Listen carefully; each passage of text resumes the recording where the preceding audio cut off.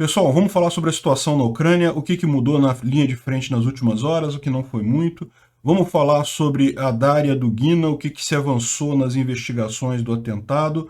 Vamos falar sobre a guerra na era do Instagram, olha que maravilha, mudou tudo. E vamos falar sobre a notícia que saiu em um Telegram russo sobre o Putin estar desesperado e considerando encerrar a guerra como um todo. Será? Vamos entender esse assunto. Esse é o vídeo do dia 22 de agosto de 2022. A gente faz vídeos aqui todos os dias, desde o dia 24 de fevereiro, não se perca na data. Essas notícias foram sugeridas por Magro Obeso, Afonso Neto e várias outras pessoas. Obrigado aí ao pessoal que sugeriu as notícias, obrigado a você que está assistindo o nosso vídeo. Se você gosta do nosso conteúdo, por favor, deixe o seu like, se inscreva aqui no canal, né?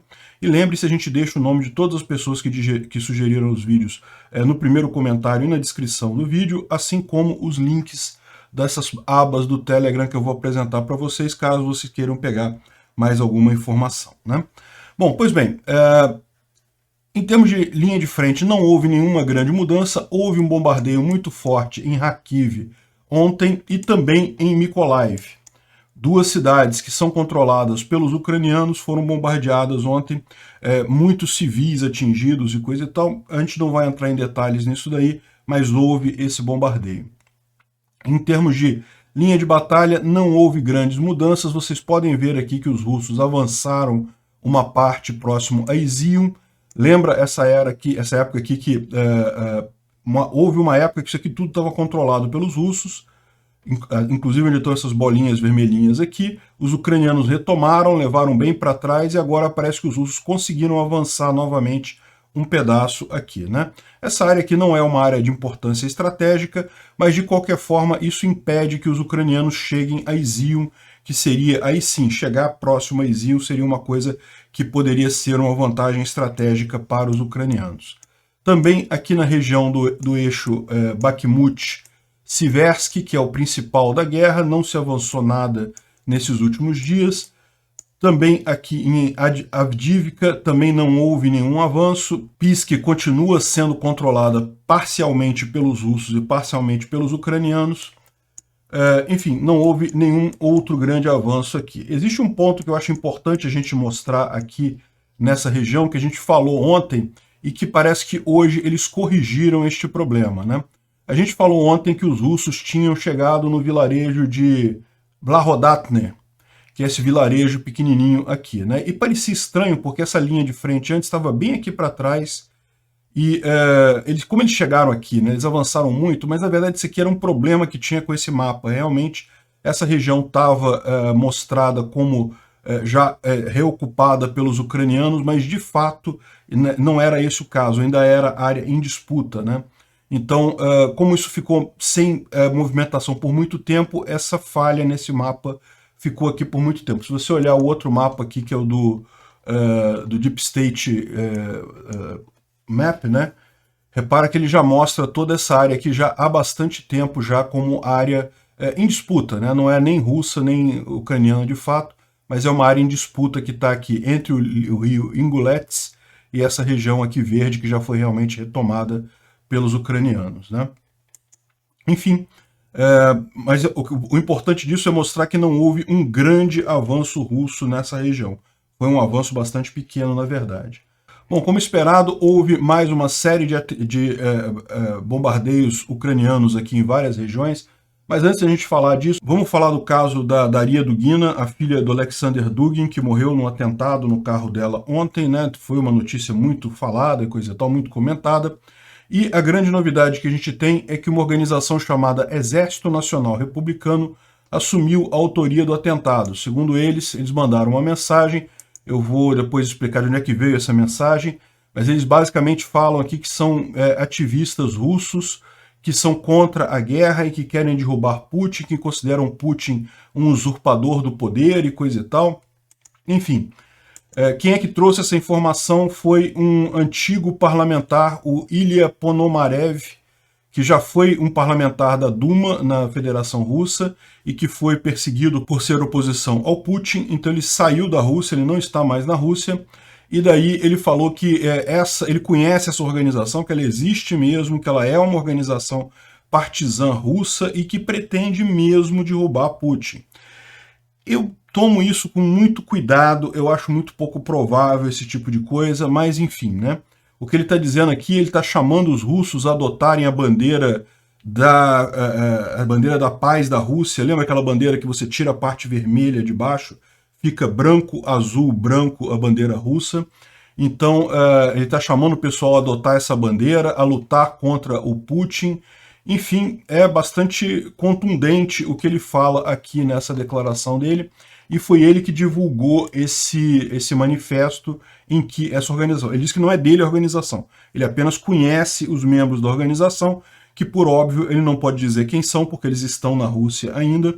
Então, mas segundo ele, é uma organização séria. De novo, eu continuo achando que não é. Continuo achando que isso aqui é uma false flag. Eu fiz um vídeo sobre isso lá no Visão Libertária ontem. Se você tiver interesse, acho que vale a pena ver. Eu falo sobre as possíveis alternativas, o que pode ter sido isso daí em termos de planejamento russo. Eu acho muito pouco provável, como eu falei no vídeo de ontem, que a Ucrânia tenha alguma coisa a ver com isso. Não teria nenhuma vantagem estratégica para a Ucrânia esse atentado particular. Mas para pessoas dentro da Rússia pode ter sim, e pode ser até o próprio governo querendo criar uma false flag para ajudar alguma coisa na guerra, né? E é mais ou menos nessa linha que vai também esse colunista aqui, o Mark Galeotti, que fala que as alternativas são mesmo essas, ou seja, ou ela foi alguma coisa montada por Moscou para fazer uma false flag, justificar duas coisas, pode justificar um aumento, um recrudescimento com a Ucrânia, ou seja, a convocação de militares, a convocação de recrutas, né, fazer a mobilização de guerra na Rússia para lutar na Ucrânia, ou então apenas uma mobilização para limpar dissidentes, ou seja, identificar pessoas que sejam contra Putin para tirar essas pessoas do governo. Ou como ele coloca aqui, ele lembra o caso que eu expliquei ontem sobre a ligação da Daria com o grupo mercenário Wagner e as fazendas de troll que tem na Europa, e pode ser que seja mero acerto de contas, porque, como eu falei para vocês, lá no vídeo do Visão Libertária que eu fiz ontem, circula o rumor de que ela estava tirando dinheiro dessa organização. O pessoal mandava dinheiro para ela pagar os blogueiros na Europa para falarem a favor da Rússia. Ela pegava uma parte desse dinheiro e ficava para ela, e isso aí foi um acerto de contas de mafiosos, né? E saiu agora cedo a informação de que o FSB disse que resolveu o caso da Daria Dugina. Já identificou quem foi que fez o caso. Quem teria matado ela teria sido Natalia Vovk, que seria alguém que alugou um apartamento no edifício da Dugina, que seguiu ela e plantou a bomba e então fugiu para a Estônia. Segundo eles estão dizendo aqui, essa mulher aqui, ó, que teria feito o caso, que teria atingido, e ela seria um membro do regimento Azov, ou seja, obviamente eles vão culpar a Ucrânia com isso. É a ideia que já tinha desde o início, certamente isso foi feito pelo FSB com intenção de culpar a Ucrânia depois. Resolver o caso assim, ó, rapidinho, impressionante. E estão querendo que a Estônia extradite a mulher lá para a Rússia, para ser julgada na Rússia, mas no final das contas o que interessa aqui é isso. Está na cara que foi uma operação do FSB visando culpar a Ucrânia. E então o que a gente deve ver agora, além de discos de The Sims em alguns lugares inconsequentes, né? Quem lembra do caso do espião que colocou jogo The Sims porque achou que confundiu as ordens lá do chefe, né? A gente falou sobre isso há um tempão atrás aqui no canal. Enfim, o que a gente deve ver agora é como a Rússia vai explorar esse tipo de coisa. Vão explorar fazendo recrutamento de soldados para a guerra na Ucrânia? Putin vai declarar a guerra ou vai ser só mesmo para tentar pegar dissidentes dentro da Rússia? Vamos ver quais são os próximos passos. Bom, deixando esse caso para trás, vamos falar sobre os pontos que foram atingidos aqui na Ucrânia como um todo. Houve uma grande explosão em Donetsk, de um depósito de munição, dá para ver aqui uma explosão muito grande. Na cidade de Donetsk mesmo, começou ontem à noite e está explodindo até este momento. Se você olhar isso aqui, ó, aqui mais um vídeo da mesma explosão, e esse daqui é um vídeo muito interessante porque fizeram um drone, tá vendo? Voando sobre a explosão Repara que isso aqui já é no amanhecer, né? A explosão começou à noite, eles atingiram à noite, estava explodindo até agora cedo de manhã, e os caras gravaram agora de manhã cedinho a explosão do depósito de munição ali na cidade de Donetsk. Realmente muito bacana o vídeo, né? E aqui eles estão mostrando a geolocalização, como é que eles obtiveram a informação. Aqui onde é que era o local, né? A base da DNR em Donetsk. E o monte de munição que tem aqui, né? Deixa eu pausar isso daqui. Pronto. Um monte de munição que tinha lá. Então, esse daí foi o ataque que teve lá em Donetsk. Teve um outro ataque em Horlivka. Horlivka é perto de Donetsk, mas não é em Donetsk. Aqui, ó, Horlivka é aqui, ó, essa região aqui. Donetsk é aqui, daqui até a marquinha dessa explosão de Donetsk. A de Horlivka não está aqui, mas isso é normal, nem todas acabam aparecendo aqui no mapa. Então teve uma outra explosão também em Horlivka. Em Sevastopol, pela primeira vez, houve o som de sirene.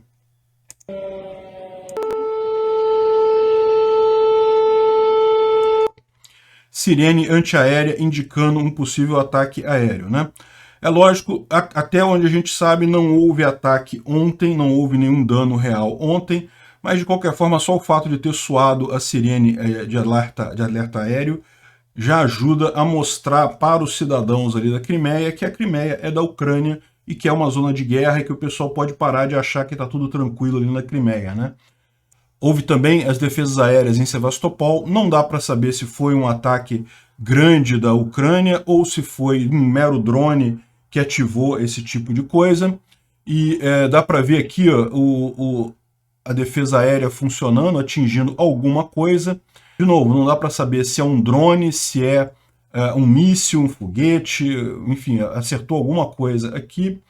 E houve o aviso dos próprios russos de que os ucranianos tentaram atingir o campo de pouso de Belbek, que é aquele campo de pouso que fica aqui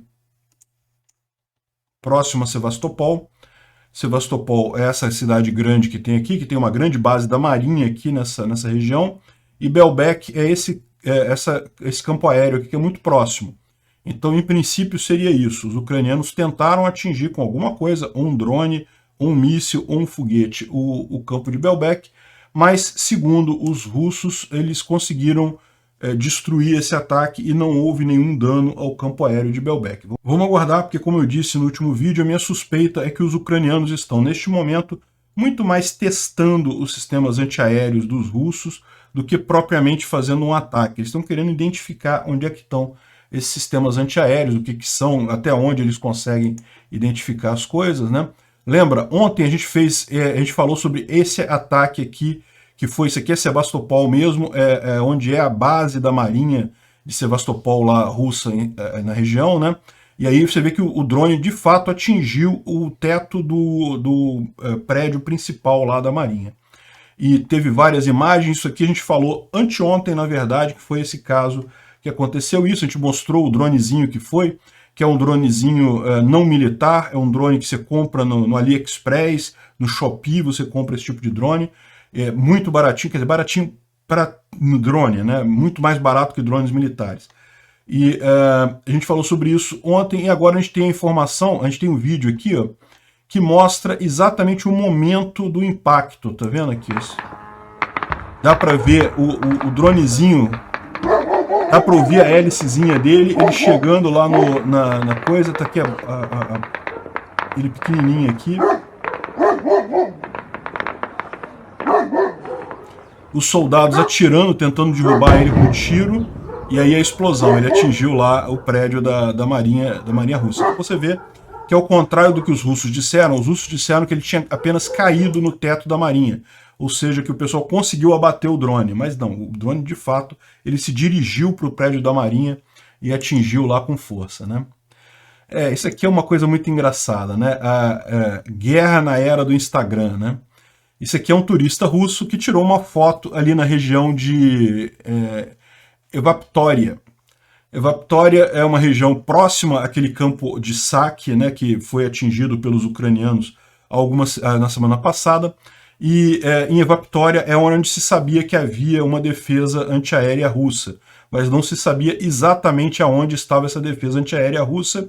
E olha só, graças ao nosso amigo aqui, o Turistão, que tirou uma foto maneira no Instagram, dá para ver aqui a defesa antiaérea russa, exatamente bem perto da praia. O pessoal já pegou as coordenadas direitinho de aonde o pessoal colocou essa defesa aérea russa.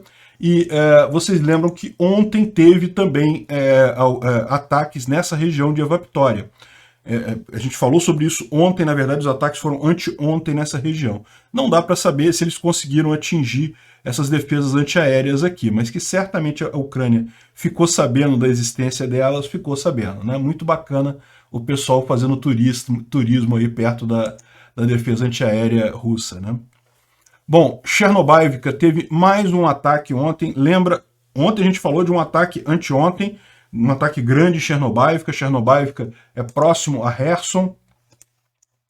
A grande região aqui próxima a Kherson, onde tem o aeroporto de Kherson. Então, é onde está o grosso das tropas russas. A gente falou sobre o ataque anteontem. Ontem teve também um ataque em Kherson. Então, assim, também teve ataque na cidade de Kherson, propriamente dita, na ponte de Antonivka. Então, mais uma vez, os ucranianos atingiram a ponte de Antonivka. Não dá para saber o que foi. Lembra que a ponte de Antonivka, quando os russos começam a tentar consertar ela, os ucranianos vão lá e destroem de novo, né? Então, provavelmente foi alguma coisa nesse sentido. E também, de novo, já é o terceiro ou quarto dia que acontece isso, a represa de Nova Kakhovka foi também atingida por bombas. Deixa eu botar o vídeo aqui. Tá vendo a represa aqui atrás e os mísseis atingindo aquela região ali, né?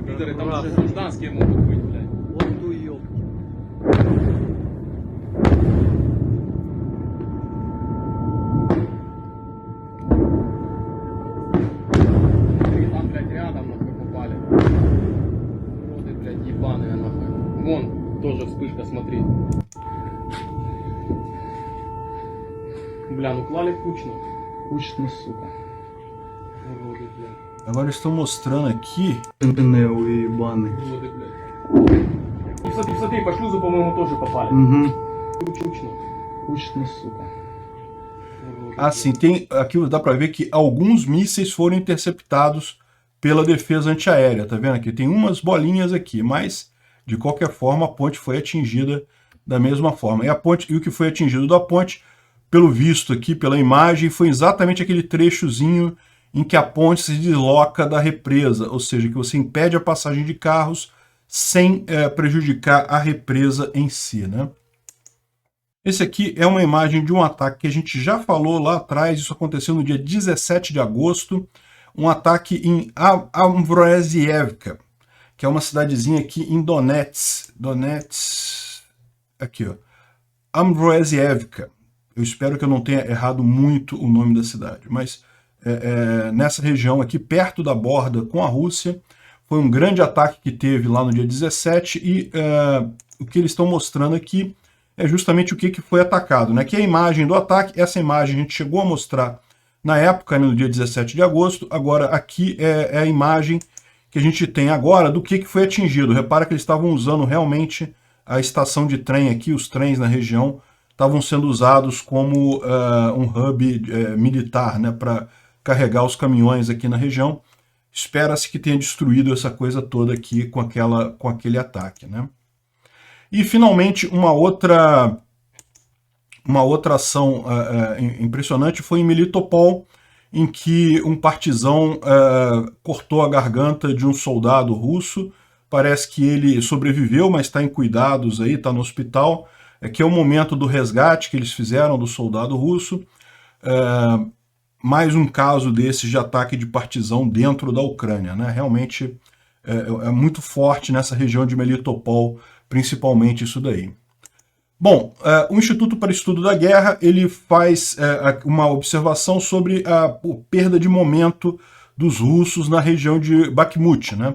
Aquilo que a gente vem falando já há algum tempo, a gente já fala aqui que já tem bastante tempo que o pessoal simplesmente não consegue avançar nessa região, que seria o eixo principal do avanço russo, e eles não conseguem avançar aqui. E ele fala também sobre a questão da baixa moral das tropas russas, particularmente das tropas de Luhansk e Donetsk. Como a gente estava falando ali, como a gente viu no Instituto para Estudo da Guerra, está havendo um grande problema com recrutamento no Donbás, né? As pessoas não querem lutar essa guerra.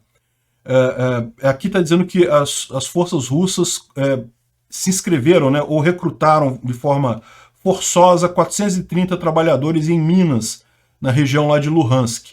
E o pessoal não está satisfeito, está querendo acabar com isso mesmo. E aqui está um exemplo de como que os ucranianos têm feito isso, né? Esse soldado ucraniano, ele mostra que a iniciativa que eles têm feito, tá tudo em ucraniano, tá, gente? Mas eu já traduzi isso daí. Всем добрый день, вы на канале Це Овчаренко. Этот выпуск я буду... Eu vou tirar o som porque não adianta, tá tudo em ucraniano. Mas eu já traduzia a informação deles e eles estabeleceram linhas de comunicação com os russos, com o pessoal da LPR e da DPR, de forma que quem quiser se entregar, eles combinam determinados pontos de entrega, e aqui é um caso que ele vai mostrar aqui do pessoal se entregando aqui. Deixa eu ver aqui, eu acho que é nesse ponto aqui que...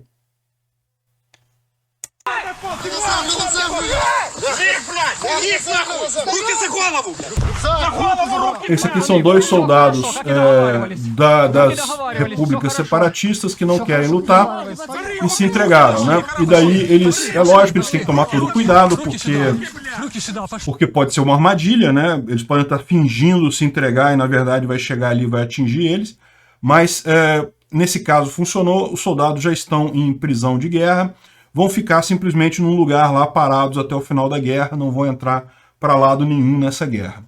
Então, esse é um caminho aberto, uma coisa interessante para que muitos soldados da LPR e da DPR que tiverem interesse em se entregar, tem toda a dica nesse vídeo aqui do rapaz. Aqui vai estar o link na descrição, como eu faço tipicamente aqui nesse vídeo, né?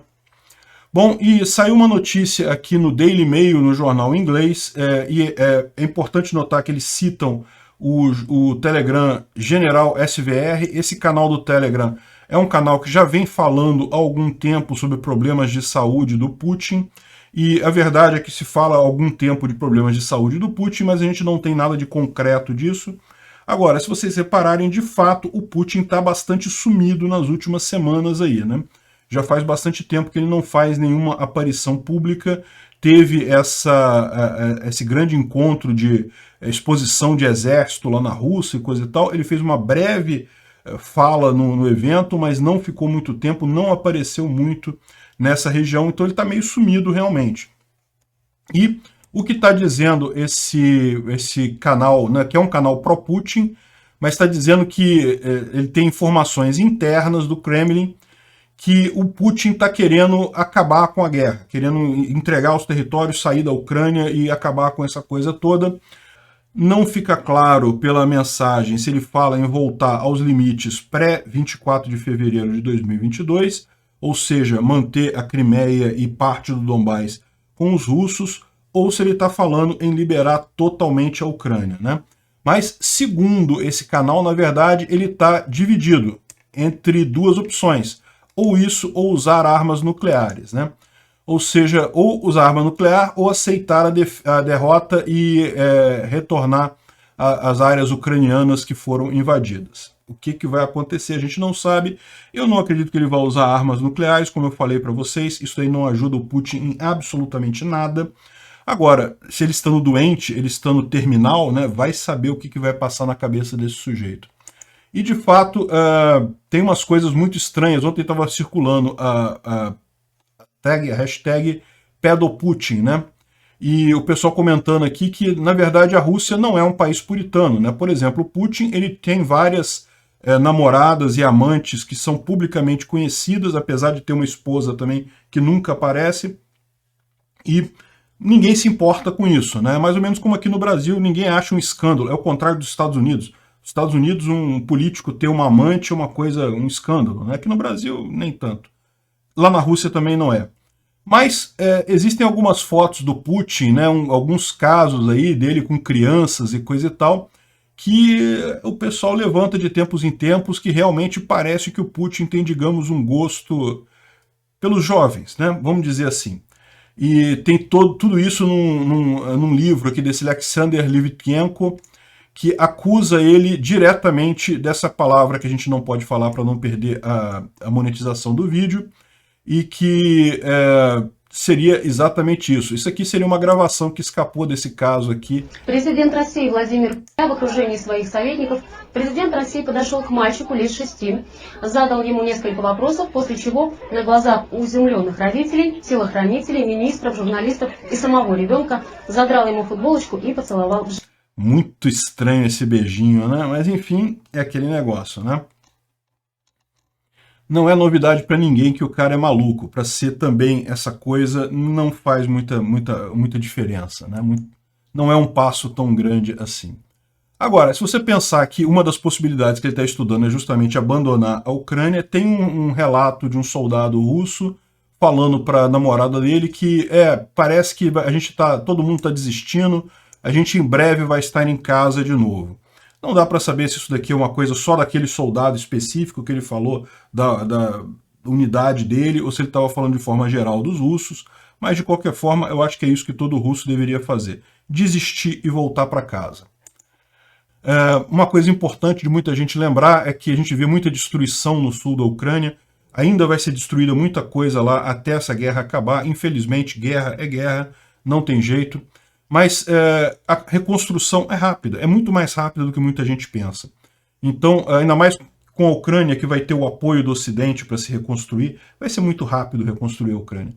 Esse caso aqui é um shopping center, um supermercado, né, em Makariv, que é um subúrbio de Kiev, né, uma região ali próxima a Kiev, e que tinha sido totalmente destruída pelos russos na época que eles estavam lá. Os russos já saíram de lá e a gente já vê hoje o prédio totalmente restaurado, já tudo funcionando normalmente como era antes, né? É o que vai acontecer, esse pesadelo vai passar. Obrigado por assistir o vídeo até o final.